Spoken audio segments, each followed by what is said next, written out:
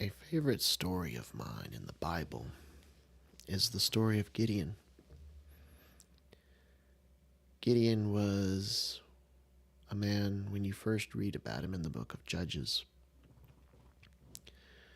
the angel hailed him and called him a mighty man.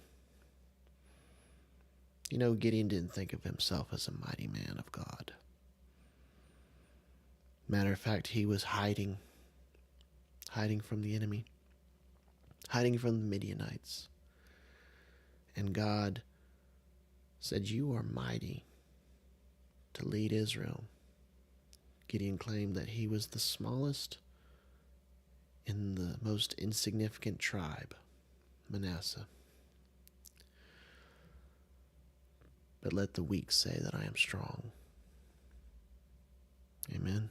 Let the weak say that I am strong.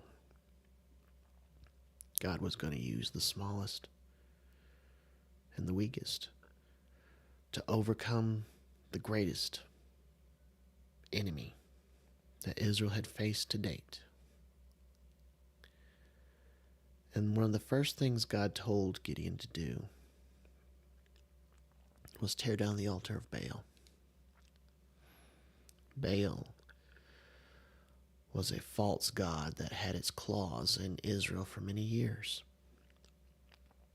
And Baal, people worshipped.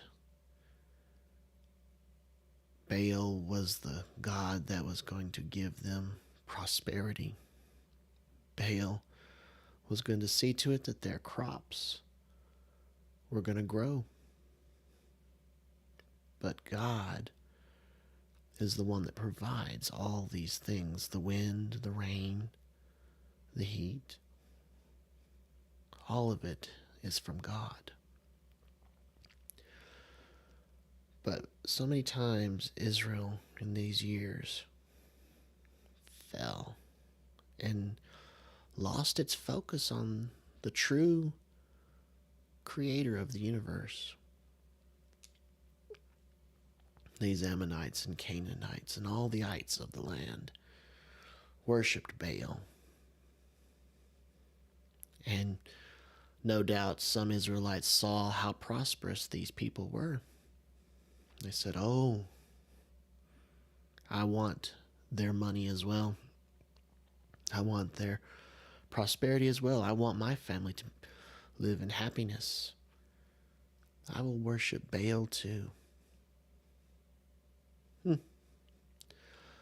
The god of materialistic things. And we as a nation today worship materialistic things. We worship so many things today, it's not even funny. We put our trust in so much but God. Why can't we put our trust in God, our faith in God?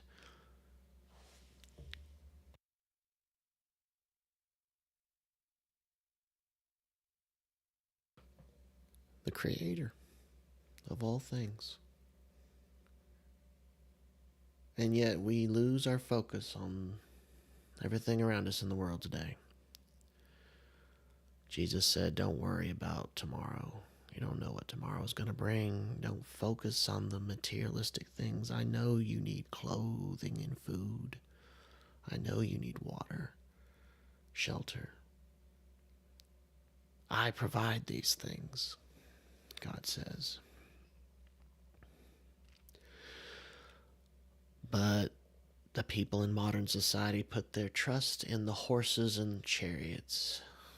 Spiritually speaking, they put their trust in the cars and the money and the technologies that they have, without relying on the basic things God said to do: treat others how you want to be treated, love one another, right? Without love, we're nothing. God says, "I am the Lord your God. You will worship me only. Don't put other things before me." when you do that, when you focus on the blesser of all, God is the blesser. You want the blessing? Then worship the blesser. He's the one who provides.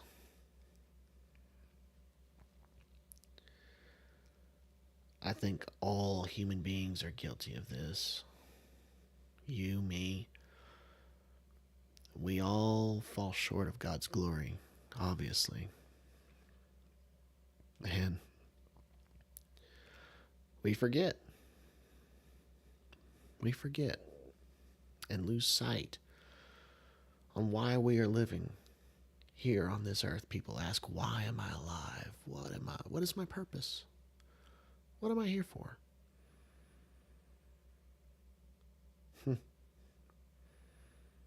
To be a light unto the world and show the world God's light in us. Be the blessing.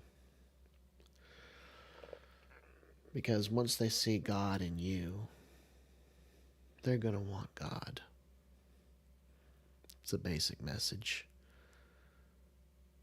but it's true. If you can show how much more full your life is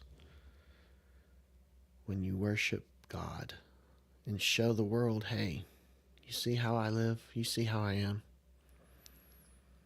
It's because I serve a higher power greater than man on earth.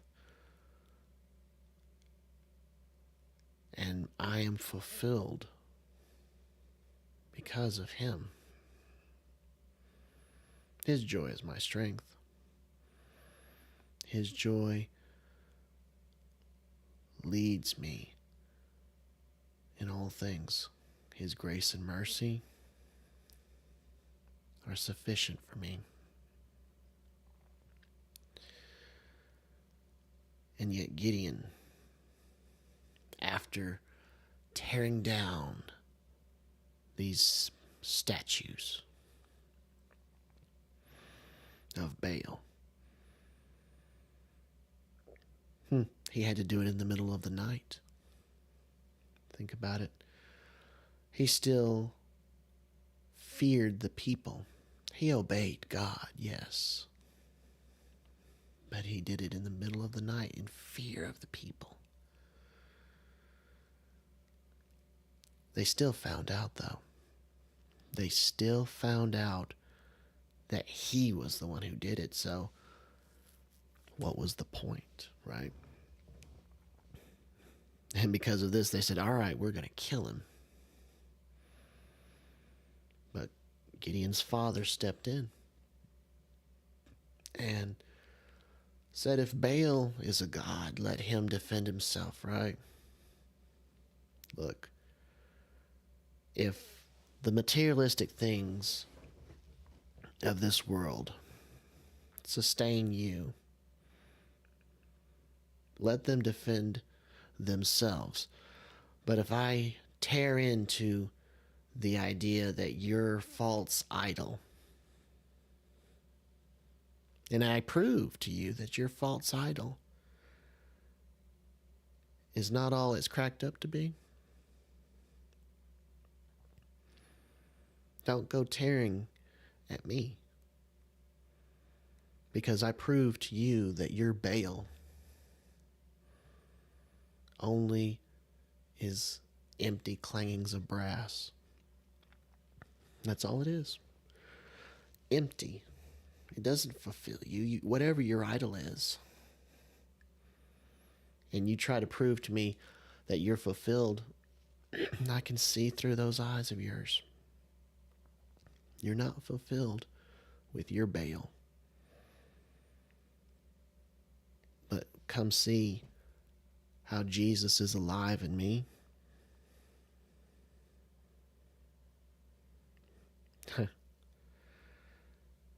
He is my source, my strength. And because of him, my life is fulfilled. And no matter what you say or try to do, you can't tear into him.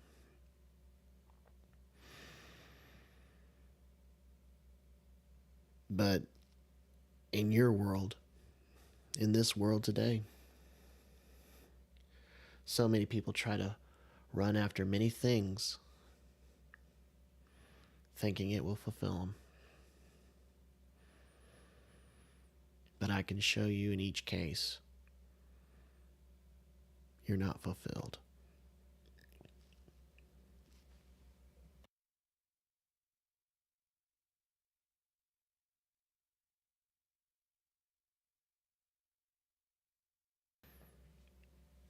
So in this,